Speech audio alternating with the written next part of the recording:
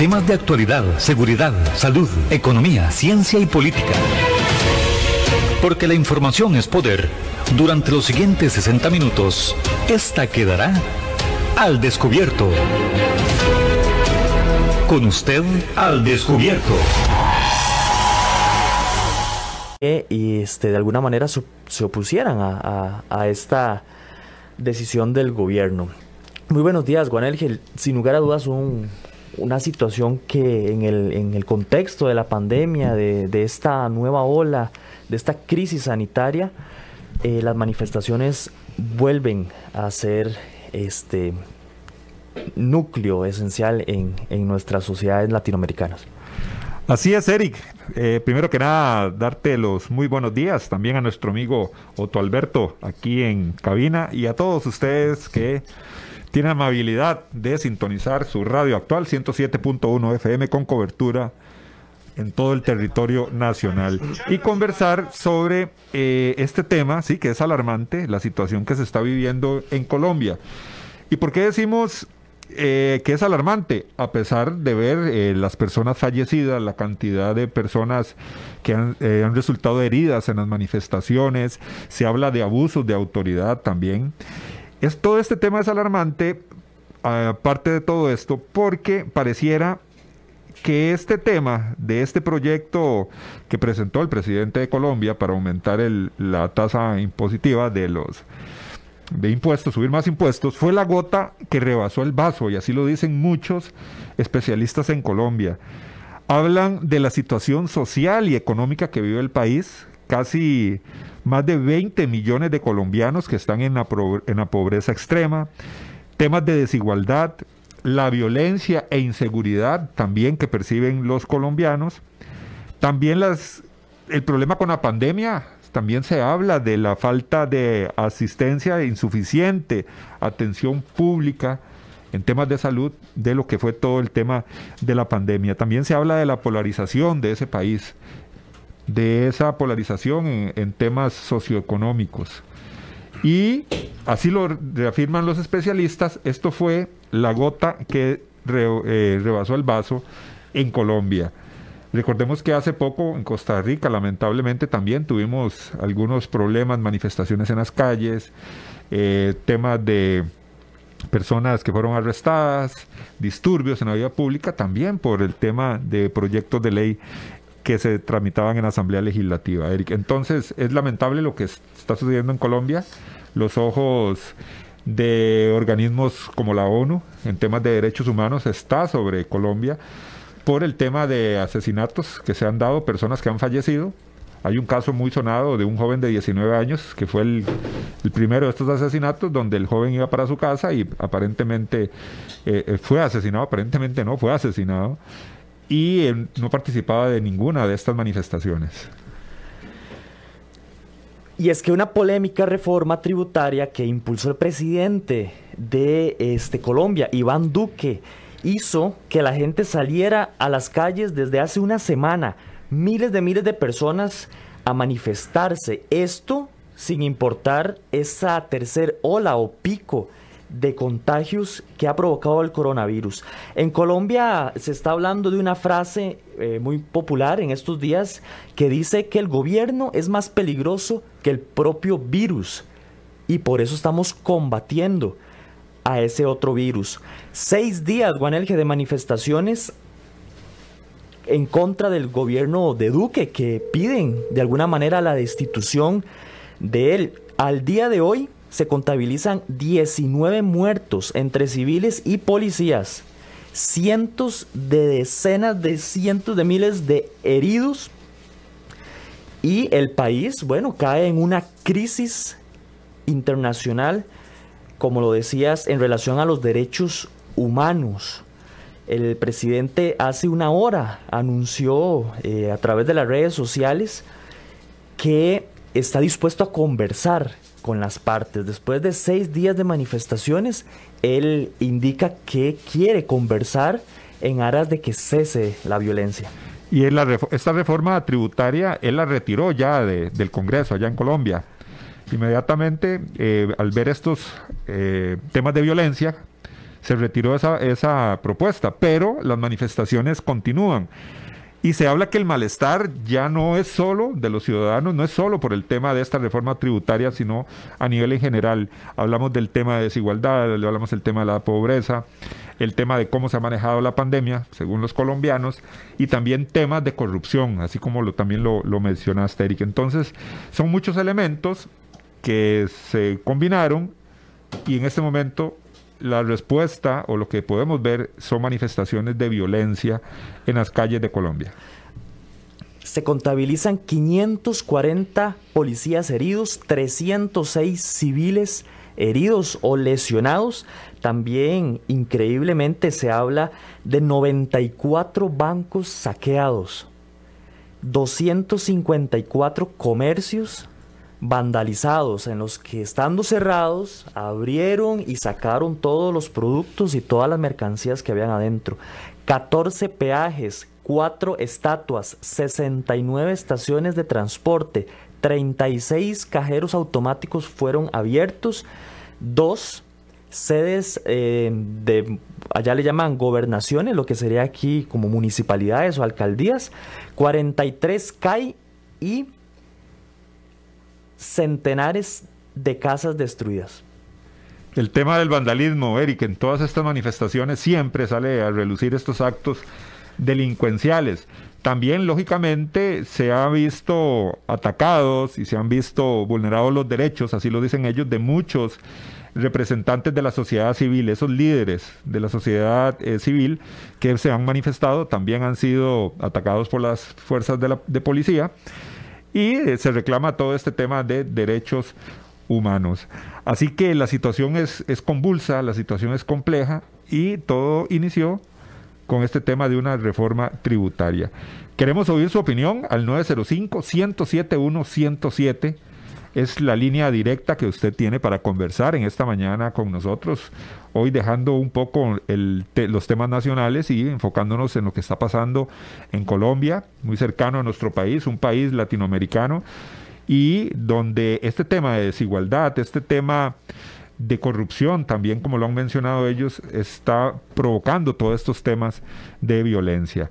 Recuerden, 905-107-107, la línea directa para que conversen esta mañana con nosotros, y también el 8996-3096 es la línea que tenemos habilitada de WhatsApp para escuchar sus comentarios. ¿De qué se trataba esta reforma que el presidente Duque, presidente de Colombia, intentó implementar, intentó que se estableciera como ley? En palabras resumidas, lo que buscaba era ampliar la base contribuyente, elevar los impuestos, reducir las extensiones, las exoneraciones y aumentar el IVA en algunos de los productos. También aquí, bueno, se menciona en los datos que tenemos a la vista que uno de los puntos, ejes centrales de esta reforma era gravar por primera vez con impuestos sobre la renta a las personas que ganaban más de $656 mensuales, en un país donde el salario mínimo es de 248. Actualmente se tiene gravado a las personas que recibían un salario de más de $1,000. Entonces la idea dentro de toda esa propuesta era que los que ganaran $656 mensuales tuvieran que pagar un impuesto de la renta. También se buscaba aumentar el IVA, principalmente a la gasolina, que pasaría del 5% que está pagando actualmente a un 19%, y gravar otros servicios básicos como el agua y la electricidad, aumentándoles el impuesto que se recauda a través de estos servicios. Reforma tributaria, el malestar de la sociedad, y vemos lo que se está generando en la actualidad allá en Colombia. Recuerde, 905-107-107, la línea está abierta ya a partir de este momento para que usted comparta su opinión, su criterio de esta situación que está ocurriendo allá en un país hermano como es el país de Colombia. Bueno, el que tenemos la primera llamada lista.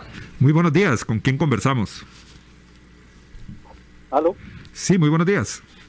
Buenos días, Jorge Villalobos de San Rafael de Ojo de Agua. Don Jorge, un gusto escucharle.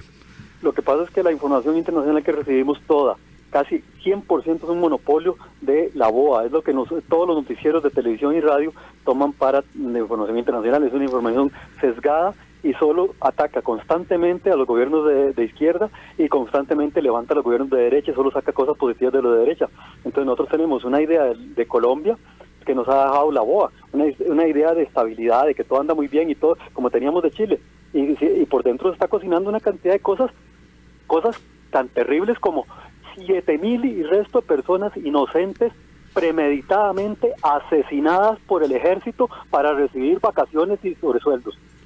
Es una carambada que hicieron para premiar por matanza de guerrilleros. Entonces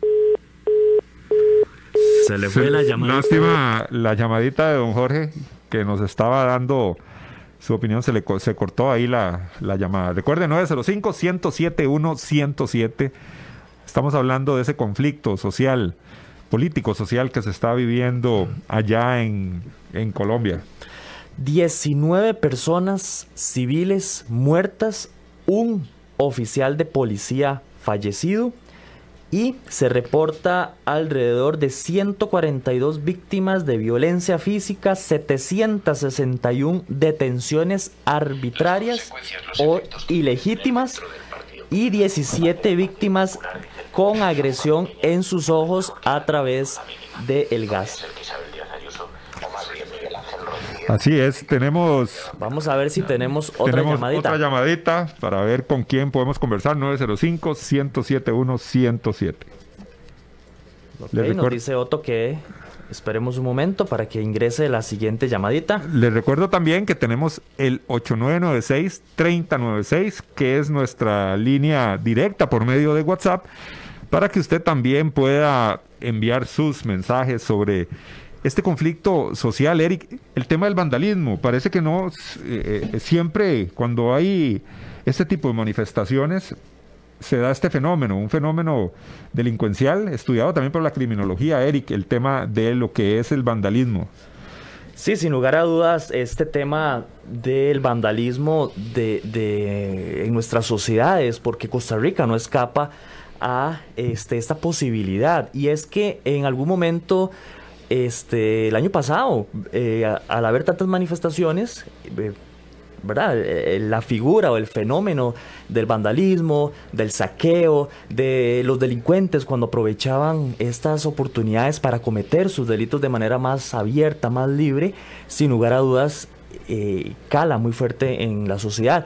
Y cuidado, Juan Elge, y a las personas que nos escuchan, muchas sociedades al ver otros países en esta clase de manifestaciones, de encontronazos, toman fuerza, se envalentonan y intentan de alguna manera copiar o, como dicen algunos, defender sus derechos como lo están haciendo otras personas. Sí, ahí se reproducen algunas conductas. Otro elemento importante que se menciona que está sucediendo allá en Colombia es que no muchas personas estaban manifestando con el tema de la reforma tributaria, pero lógicamente todo este tema de la violencia que se está generando está envolviendo a muchas personas que están siendo víctimas, personas que andan por la ciudad y se están viendo afectadas, y lógicamente eso en el tema de psicología de las masas, por ejemplo, asume y envuelve a muchas personas que empiezan a asumir estas conductas violentas. Entonces se va generando como una bola de nieve que va agarrando a muchas personas.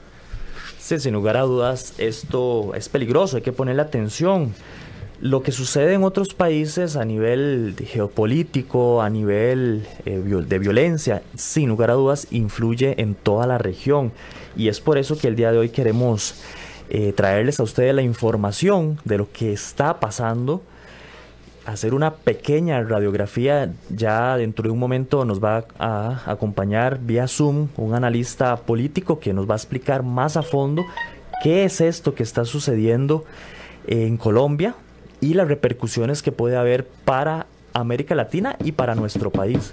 Les recordamos que también, lógicamente, organismos internacionales como la ONU están sobre Colombia, porque se buscan responsables sobre este tipo de asesinatos y lógicamente sobre las manifestaciones de violencia que se están dando en estos momentos allá en aquel hermano país. Vamos a poner un audio del presidente de Colombia, señor Duque, que acaba de hacer sus manifestaciones en relación a la violencia y lo que está sucediendo en ese país. Quiero anunciar que instalaremos un espacio para escuchar a la ciudadanía y construir soluciones orientado a estos propósitos, en los cuales no deben mediar diferencias ideológicas, sino nuestro más profundo patriotismo. En este espacio es vital contar con todas las instituciones, los partidos, el sector privado, gobernadores, alcaldes y líderes de la sociedad civil, motivadas por el servicio a la ciudadanía. Esas son parte de las declaraciones del presidente Iván Duque, que anunció la instalación de un espacio para escuchar a los y las colombianos, construir juntos soluciones para salir adelante. Es lo que él dice, es lo que él manifiesta en sus declaraciones. 905-107-107, ese es el número al cual ustedes pueden llamar y regalarnos sus opiniones, sus críticas en relación a lo que está sucediendo en Colombia, que en algún momento Costa Rica también estuvo muy cerca de este tipo de situaciones. También, Eric, es importante porque hay parte de la sociedad, igual como hemos visto en otros lugares, parte de la sociedad que exige también que las autoridades de policiales tome control de la situación que se está dando en las calles. Entonces también ahí es donde se generan estos focos de violencia, porque hay una parte de la sociedad que dice, no, aquí hay que poner orden y aquí hay que poner, hay que volver todo este tema a la normalidad, y ahí es donde se dan enfrentamientos. Entonces siempre también hay esa polarización de la sociedad, algunos que apoyan a los manifestantes y otras personas que necesitan o quieren o exigen que el gobierno ponga orden en las calles, lo que está sucediendo. Máxime que el presidente Duque ya militarizó, como dice él, el centro del país. Vamos con una llamadita. Aló. Buenos días, le escuchamos. Buenos días, Enrique Campos de Moravia, ¿cómo está usted? Muy bien, adelante con su comentario. No, lo que hoy estamos viendo en Colombia, porque, bueno, tuve la oportunidad de estudiar en Colombia, es un pueblo que tiene dignidad, es un pueblo que tiene vergüenza, es un pueblo que sale a la calle a pelear. Eso no es nuevo en Colombia, y en los países que tienen esa vergüenza y esa dignidad, no como en este país. Si usted tiene 500,000 de costarricenses en el desempleo, pero que prefieren comer estiércol dignamente en sus casas y no manifestar, y no salir a las calles a protestar, porque prefieren quedarse en sus casas y no demostrarle a este gobierno que la situación está mal. Y uno dice, bueno, hay 500,000 que sabemos que están en desempleo, pero hay 1,000,000 de costarricenses en el subempleo, con sus salarios a la mitad, reducidos, y no salen a protestar, no quieren salir a protestar. Este pueblo es un pueblo castrado, es un pueblo que no tiene vergüenza, que no tiene dignidad. Este es un pueblo que no es de hombres, que simplemente preferimos quedarnos en nuestras casas y no hacer absolutamente nada, y ver pasar la vida. Ojalá que la gente que hoy está desempleada vea en Colombia a ese pueblo con dignidad y con vergüenza, y hoy sale a las calles y le dice a su gobierno, usted no va a hacer lo que usted quiere hacer. Y vea que el presidente Duque tuvo que echar para atrás con una implementación de impuestos lo que aquí se hizo y pasó. Y aquí pasó fácilmente porque aquí cuando la gente protesta inmediatamente los grupos, hay medios de comunicación que tratan de desarticular, y obviamente en las protestas van a haber actos de violencia, van a haber actos de delincuencia, porque en río revuelto ganancia de pescadores, eso es lo que sucede. Ojalá que ese país algún momento tenga la dignidad para levantar. Buen día.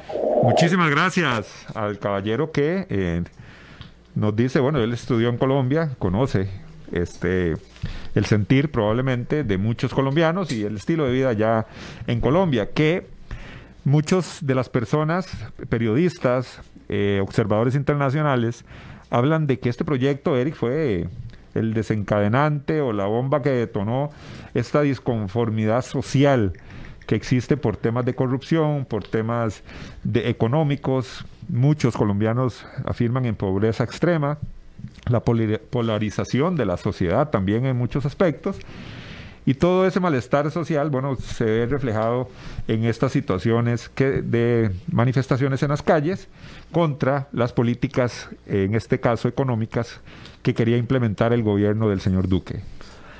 Vamos a ir rápidamente a la pausa, Juanelgi, y a las personas que nos están escuchando, y al regresar vamos a tener la compañía del señor Robert Beers. Él es analista internacional y nos va a estar explicando un poco qué es lo que está sucediendo, qué es lo que se espera o se pronostica que vaya a suceder y las repercusiones para nuestros países en un contexto muy interesante como es el contexto de la pandemia.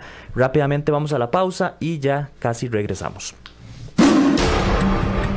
Así es la verdad y así es la información. Y aquí queda al descubierto. Al descubierto. En breve estamos de vuelta. Estos son nuestros convenios comerciales.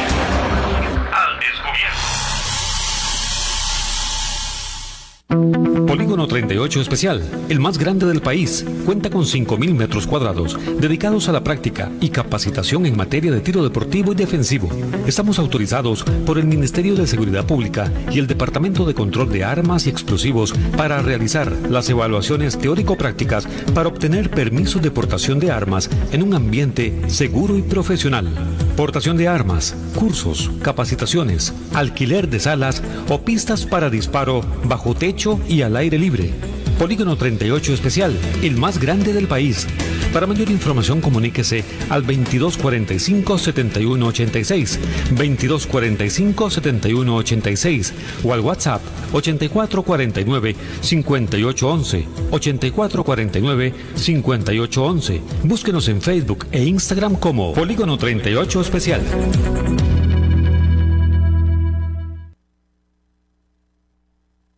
¿Deseas ser o eres un portador responsable de un arma de fuego?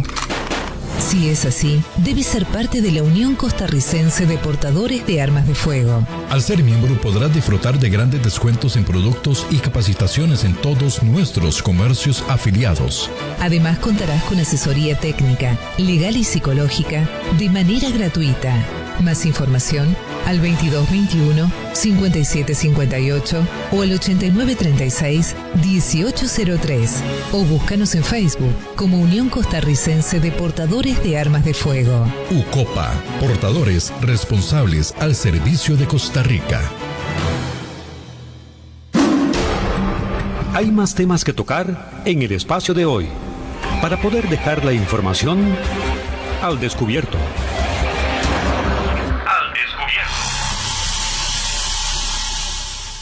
Continuamos en su programa Al Descubierto, hoy comentando un poco acerca de la situación que está viviendo nuestro hermano país Colombia. Las imágenes son sorprendentes, los datos y las estadísticas que reportan los entes internacionales, las organizaciones no gubernamentales en relación a lo que está sucediendo llama mucho la atención, la actitud también del presidente y el gobierno. Nos acompaña para esta segunda parte del programa el analista político internacional y asesor legislativo Robert Beers. Él nos va a comentar un poco acerca de este contexto de lo que vive Colombia y las implicaciones que podrían eventualmente tenerse para con los demás países de América Latina, incluyendo para Costa Rica. Don Robert, muy buenos días y muchas gracias por participar en su programa Al Descubierto. Muy buenos días, es un placer saludar a toda la gente que nos está escuchando a través de los diversos medios de comunicación, las redes sociales, la radio. Es un gusto saludarlos a todos y sí, contemplamos con gran preocupación y no poco asombro los sucesos de Colombia, detonados por una serie de acontecimientos que quizás nos resulten bastante familiares para los costarricenses, en vista de que el contexto colombiano no es tan distinto al nuestro en lo que se está viviendo actualmente. Es decir, es un país que ha estado recientemente golpeado por el desempleo, por un pico de pobreza, golpeado también por el tema de la pandemia, y donde el gobierno viene también con un fuerte paquete de medidas fiscales que es percibido por la población y rechazado por la población por sus características aparentemente regresivas, por el aumento desmedido de impuestos y por darse precisamente en el contexto de una contracción económica severa, a la cual contribuye también el famoso tema de la pandemia. Paralelamente a lo que está sucediendo en Colombia, en El Salvador se dieron también situaciones muy interesantes, históricas, que han criticado algunas personas, algunos analistas, otros la alaban y otros claman porque en sus países se realice cuestiones similares. De manera general y en relación a estas dos situaciones, ¿está en peligro la democracia en nuestros países, en la región? Para saber la respuesta real tenemos que hacer una distinción que la gente no está acostumbrada a hacer, que no es lo mismo la democracia que la república. ¿A qué me refiero con esto? A que en una democracia, la democracia la definimos como el gobierno de la mayoría. Entonces, claramente hay una legitimidad democrática detrás del gobierno de Nayib Bukele y detrás de la Asamblea Nacional que acaba de ingresar a hacer sus funciones, pero no necesariamente la legitimidad democrática es suficiente para romper el otro vallado, que es el de la república como sistema político. La república es un sistema que se basa no necesariamente en la democracia por sí sola, sino en la medida de la separación, la limitación del poder político, el imperio de la ley y el principio de igualdad ante la ley. Necesariamente la república contempla la imposibilidad o lo poco recomendable de que se concentre el poder en pocas manos. Entonces, si a mí me preguntan que si el gobierno de Bukele está haciendo las cosas correctamente, desde el punto de vista democrático tiene legitimidad, pero no la tiene desde el punto de vista republicano, o sería discutible desde el punto de vista republicano. Es interesante también si ponemos estos dos contextos, el tema de lo que está pasando en El Salvador, donde parece, o la información que nos llega es donde la mayoría de los salvadoreños están contentos con la labor que está realizando su presidente. Diferente al contexto que está sucediendo con el señor Duque allá en Colombia. Podríamos hablar del señor Duque, ¿tiene que ver meramente con esta reforma fiscal o venía en decaída también la percepción del trabajo que él venía realizando allá en Colombia?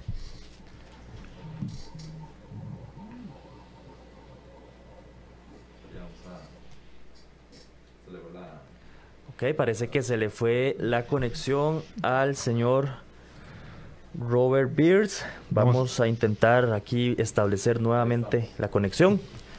Don Robert, ¿nos escucha? Sí, lo escucho perfectamente en este momento. Solamente que estoy tratando de atender otra situación ahí que se me está presentando, pero enseguida vuelvo. Perfecto. Sí, es porque estaba a la espera de otra consulta sobre este mismo tema, casualmente, lo que sucede en el caso de El Salvador, lo que sucede en el caso de Colombia. Entonces, ahí las disculpas del caso por la pequeña interrupción, y en breve voy a tener que salir un momento de la comunicación para atender otra situación así de último momento. Me imagino que todos los medios están en eso, Robert. De hecho, eso es parte del problema. Estamos recibiendo muchísimas consultas al respecto, desde el punto de vista del constitucionalismo, desde el punto de vista de la república, desde el punto de vista de la democracia, que son precisamente los temas que estábamos abordando. Decía, por ejemplo, que aunque hay una norma constitucional en la Constitución de El Salvador que autoriza al Congreso a nombrar y remover a los magistrados, naturalmente hay también una serie de causales que la Constitución salvadoreña le delega a la ley. Entonces, aunque la Asamblea en principio es competente para nombrar y remover a los magistrados, hay ciertas condiciones que deben cumplirse para que esta remoción se dé de la forma correcta y sea incuestionable.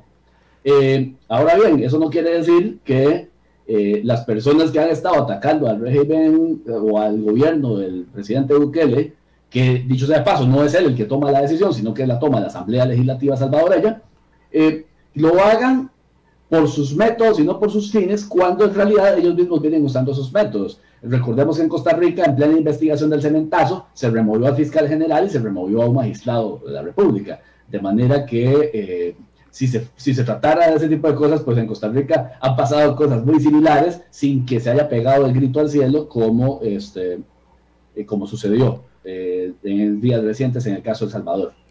Don Robert, ¿es un golpe de Estado técnico lo que sucede en El Salvador y es un golpe de Estado lo que pretenden los colombianos en contra del presidente Duque? El caso de Colombia es más similar a una gran revuelta popular, donde hay una represión relativamente fuerte por parte del régimen o el gobierno del señor Duque. En el caso de El Salvador, estaríamos hablando de una situación donde está lesionada por la forma y por el procedimiento en la Constitución salvadoreña, aun cuando la competencia de fondo sí está en manos de la Asamblea Legislativa. Entonces estamos ante una situación que solo el tiempo dirá si la concentración de poder que se está dando en el caso salvadoreño va más allá de los límites que establece la propia Constitución de El Salvador. Otro elemento importante es que allá en El Salvador, la mayoría, según información que tenemos o que se ventila, es que la mayoría de los salvadoreños es favorable la percepción que tiene del trabajo de Bukele. Sería diferente si la sociedad estuviera disconforme con su labor. En este caso, pues evidentemente hay un gran arraigo popular, hay un respaldo popular enorme que se tiene.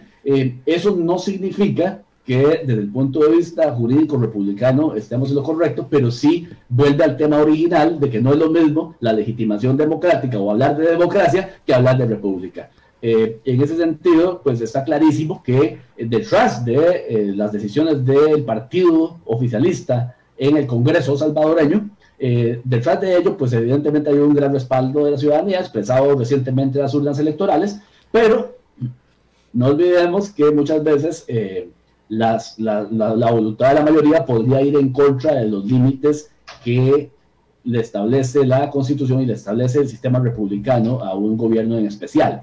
Dicho sea de paso, la república se basa precisamente en el principio de limitar los poderes, y en una república todos los poderes están limitados, inclusive el poder de la mayoría. Don Robert, ¿cuáles son las repercusiones de lo que está sucediendo en Colombia, de lo que está sucediendo en El Salvador para los demás países y principalmente para Costa Rica? Tomando en cuenta que Costa Rica hace unos meses atrás estaba en una situación muy parecida a la de Colombia. Se discutía una reforma tributaria, el gobierno apoyaba ciertas ideas, el pueblo no compartía esas ideas, y viendo la posibilidad también en lo que estaba sucediendo en El Salvador de que el mismo pueblo, de que la presión política podría destituir hasta inclusive altos funcionarios.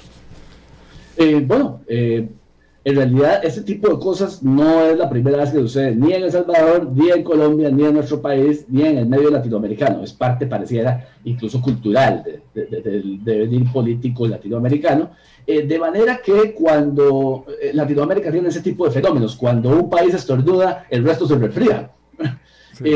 Vimos que lo de Venezuela en los años 90, en los años 2000 fue contagioso, se contagió a Bolivia, se contagió a Perú, se contagió a Ecuador, se contagió a Nicaragua, se contagió por un momento a Honduras también. Ahora podríamos estar ante una situación de contagio, tanto en el caso colombiano como en el caso salvadoreño. En nuestro país la pasividad de la ciudadanía es mucho más notable, de manera que hay una gran división social en nuestro país que viene arrastrándose desde hace varios años, y que eso impide tal vez que se cohesionen las fuerzas que se están cohesionando tal vez en el caso colombiano o en el caso salvadoreño. Habría que dar tiempo a ver cómo evolucionan esos fenómenos y no tal vez analizarlos al calor del momento. Hay una frase importante que dice, mencionó Bukele, que los problemas internos ellos los resuelven y que nadie tiene que inmiscuirse en esos problemas. ¿Qué repercusión tiene eso a nivel internacional? Por ejemplo, mucha gente desacredita el trabajo de la OEA. Muchas personas dicen que esos organismos no sirven para nada. ¿Qué opinión le merece usted al respecto? Mira, cuando yo estudiaba Derecho decían que OEA quería decir olvídese de ese asunto. Muchas veces eso es lo que vemos. Los organismos internacionales tienen una selectividad ideológica bastante notoria, de manera que no necesariamente sus posiciones sean de recibo. Dicho sea de paso, la crisis se genera precisamente por un conflicto constitucional interno dentro de El Salvador, de manera que algunos actores políticos de otros países, tal vez interesados en usar ese tema para polarizar, tienen gran interés en que eso se salga al tapete internacional. No estoy seguro de que las condiciones estén dadas para que haya una intervención de organismos internacionales, toda vez que fuera de una decisión que podría ser dudosa desde el punto de vista constitucional, no hay noticia de un atropello generalizado de derechos humanos en el caso salvadoreño. Se podría hablar de las intenciones que se proyecta con Bukele. Mucha gente dice, es que él solapadamente está imponiendo un régimen. Es una gran incógnita porque el fin no justifica los medios. Entonces, a Bukele se le ataca por parte, curiosamente, de un sector que ha sido abanderado de otros regímenes similares en el pasado. De manera que no hay una coherencia interna donde pareciera que lo que se le cuestiona a él no necesariamente son sus métodos, sino sus fines, ¿verdad? Porque los métodos los vienen usando en Latinoamérica a diestra y siniestra y pareciera que hay un sesgo sobre en qué casos escandalizarse y en qué casos no escandalizarse. Por acá un amigo Alexander Rivera a través del Facebook nos escribe: un gran ejemplo esto que está sucediendo para Costa Rica. Por pendejos nos están robando el país. Don Robert, ¿será que de alguna manera la corrupción, la política ha permeado, ha afectado nuestro país y la gente de alguna manera ya no cree en estos temas políticos? Indudablemente hay un gran escepticismo a nivel de los partidos políticos en toda Latinoamérica. Costa Rica no es la excepción. Hoy salía el estudio del CIEP donde solamente un 13% de los ciudadanos se declaran afines a algún partido político. Eso es bastante notable considerando que estamos en año electoral, ¿no? Entonces sí hay un escepticismo y eso debilita no solamente la legitimidad democrática de un país, sino también a su institucionalidad republicana, porque la base democrática es el principal nutriente que recibe la república como sistema político. Bueno, yo les agradezco muchísimo el espacio, me debo retirar para atender otra entrevista urgente, de manera que les agradezco muchísimo la oportunidad más bien de poder referirme a este tema y me disculpo por adelantado y espero tener una oportunidad con más tiempo en un futuro próximo, porque estos temas son apasionantes. Definitivamente, don Robert, muchísimas gracias a usted. Sabemos que el tema está candente y esperamos contar con su presencia. Muchas gracias, don Robert. Como siempre, un gustazo tenerlo en nuestro programa analizando estos temas. Juanelge, ya lo escuchamos de la mano de un analista. Está en crisis, pero no es algo nuevo.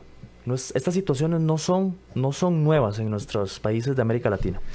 Lógicamente, todo el tema de desigualdad, así como lo menciona don Robert, esa polarización de la ciudadanía, el malestar, temas de corrupción, todo eso se está generando. Y él dice una frase muy interesante: cuando un país estornuda, los demás se resfrían, ¿verdad? Y es como lo que pasó en Colombia, lo que está pasando, es como lo que nosotros ya vivimos hace unos meses. Lógicamente, él también lo menciona, como lo mencionan algunos oyentes. La pasividad del pueblo costarricense es diferente. Es totalmente diferente. Nosotros no hemos tenido esos amagos de violencia tan violentos por temas de reformas fiscales. Recordemos en España, creo que fue, no sé si estoy equivocado, que iba a haber un incremento o una alza en transportes. En Brasil o España, no sé. En Grecia también. Ajá, iba a haber un aumento en el cobro de servicio de transporte público y eran manifestaciones tremendas, ¿verdad?, que se hacen. Aquí en nuestro país, lógicamente, somos más pasivos. El peaje se ha hecho también. ¿El peaje? En los peajes se ha hecho también en otros países. En otros países, correcto, como dice Otto, ¿verdad?, el tema de transporte público, de peajes. Aquí nosotros, bueno, nos caracteriza esa pasividad. Preferimos arreglar los conflictos de diferente forma. Lo que pasa es que, como pasó en Colombia, ¿verdad?, en cualquier momento se pueden dar amagos de violencia importantes. Recordemos que en nuestro país vienen otros proyectos. Ayer lo conversamos con Leonid Vilches, el asesor de la Asamblea, por ejemplo, proyectos como el tema de empleo público. El Fondo Monetario está ahí. Los créditos con el Fondo Monetario Internacional está ahí. Hay investigaciones por temas de corrupción, por ejemplo, la UPAD. el tema de la UPAD, lo que está pasando ahora con el Partido Acción Ciudadana. Todo eso va generando un malestar generalizado. El tema de la pobreza. Ayer fue el discurso del señor presidente que para muchos dejó más dudas que cualquier otra cosa. No hay una línea clara de desarrollo o de reactivación económica, que es la famosa frase que hemos escuchado desde hace como 2 años, ¿verdad? Y que no sabemos eso, si tiene pies o cabeza. Ahí lo escuchamos, pero no se ha reactivado nada. No se ha reactivado nada. El presidente habló ayer de proyectos para el año 2040. Dentro de 20 años, y lo que la gente necesita es un bienestar en estos momentos económicos, de todo. Claro. Bueno, y todas esas cosas, eso lo sabrán más los especialistas, eso el tema de discurso, pero dejan más dudas que otra cosa. Eric, a mí me parece que esto es un malestar que se refleja en otras sociedades, en otros países. Mucha gente alaba lo que hizo Bukele con este tema de remover al fiscal general, por ejemplo. Bueno, y tal vez la gente ve en otros lados lo que aquí no hacemos. Sería bueno ver todo el contexto también, es importante ver todo el contexto, estamos lejos, pero es lo que está ocurriendo y es lo que tiene los ojos internacionales sobre 2 países, en este caso Colombia y El Salvador. Sí, los ánimos en nuestros países parece que están un poquito tensos, parece que la gente no cree en el gobierno. La gente está cansada y en el marco de una pandemia que ha desgastado a todas las personas, la violencia parece que sale a relucir como la respuesta inmediata ante estas decisiones de nuestros gobernantes. Y Colombia, El Salvador no son la excepción, son nada más parte de una gran cantidad de sociedades que han visto en las manifestaciones, en la violencia inclusive, esta manera de combatir, ¿verdad? De combatir las decisiones del gobierno. Tenemos espacio para una llamada, no sé si Otto me lo permite, para escuchar a una persona que nos haga el honor.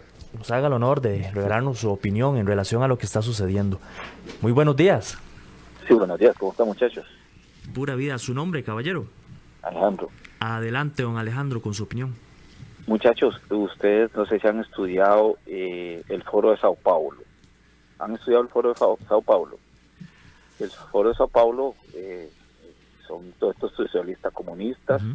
Lo que está pasando en Colombia, lo que pasó aquí en Costa Rica, nada más que aquí en Costa Rica lo que hicieron fue echar la prensa adelante y bombardear que los que estaban ahí, que lo que estaban defendiendo eran los empleados públicos, sus gollerías, todo, y pusieron los impuestos. En Colombia lo que pasa es que el pueblo, que no son los empleados públicos, se dan cuenta que son impuestos y no los quieren. En cambio aquí fue diferente. Aquí lo que hicieron fue decir, no es que los empleados públicos están defendiendo sus gollerías y los empleados privados son los pobrecitos, los pusieron a pelear, y esa fue la prensa. Ustedes, acuérdense, no estoy mintiendo, ¿verdad que no? Correcto. Ajá, en serio. Pero en Colombia, allá fue el pueblo, el que le duele el zapato, donde lo aprieta, donde está todo caro. Pero es lo mismo, el Foro de Sao Paulo lo vienen implantando los comunistas, ahí camuflado entre socialismo o comunismo, pero el Foro de Sao Paulo es el que se está implantando en toda América, Centroamérica, camufladamente, vienen por las propiedades. ¿Se acuerdan que hace poco quisieron poner unos impuestos a las propiedades grandísimas? Claro, las propiedades de lujo. Ahí está en el Foro de Sao Paulo, muchachos. Yo no estoy mintiendo. Ustedes lean el Foro de Sao Paulo, hay que leerlo detalladamente, toda la cola que trae el Foro de Sao Paulo. Y por eso, pero en Colombia ya ahí se separó el pueblo. Aquí no, aquí lo único que separaron fue los empleados privados, entonces los empleados públicos. Entonces lo que hicieron fue tirarle los empleados privados a los públicos, ¿me entiende? Eso fue polarizó totalmente. Lo polarizaron, porque aquí la prensa, usted sabe, aquí los dueños de los medios de comunicación, usted sabe quiénes están aliados con el Foro de Sao Paulo. Hay que averiguar un poco, la gente no se está dando cuenta de lo que está pasando en América, pero el Foro de Sao Paulo va a traer demasiada pobreza, ya hay pobreza, y va a traer mucho más pobreza. Analicen y denme una respuesta a ustedes, muchachos. Muchas gracias. Muchísimas gracias al caballero que nos da su opinión también y nos pone a leer más detalladamente todo el tema del foro de Sao Paulo. Un saludo para Gustavo Martín, Mauricio Mora, Javier Sandoval, Alexander Rivera, Roberto Zúñiga, por ahí está Navarro Helbert, Diego Cerrajero Venegas, Orlando Ramírez, Luis Guillermo Padilla y para todas las demás personas que nos compartieron su opinión a través del Facebook, así como su reporte de sintonía. Muchas gracias por todos esos comentarios que, bueno, por razones de tiempo no podemos pasar todos al aire. Muchas gracias, Juanelge. Sin lugar a dudas, una conversación muy rica en el contexto de lo que está sucediendo en nuestros países. Creo que el tiempo es poco para todo lo que se podría hablar, no solo con don Robert Birz, sino hasta inclusive con autoridades de nuestro país, para escuchar y saber, entender qué es lo que piensan nuestros gobernantes en relación a lo que está sucediendo también en esos países. Un tema interesantísimo, un tema de análisis, de estudio, de donde tenemos que agarrarnos de expertos, analistas políticos, por ejemplo, que nos informen y nos den elementos más veraces de lo que está sucediendo en estos países. Llegó el momento de retirarnos, agradecerles su sintonía y les recuerdo su cita mañana al ser en punto a las 10. Temas de actualidad, seguridad, salud, economía, ciencia y política. Porque la información es poder. Esta ha quedado al descubierto. Al descubierto.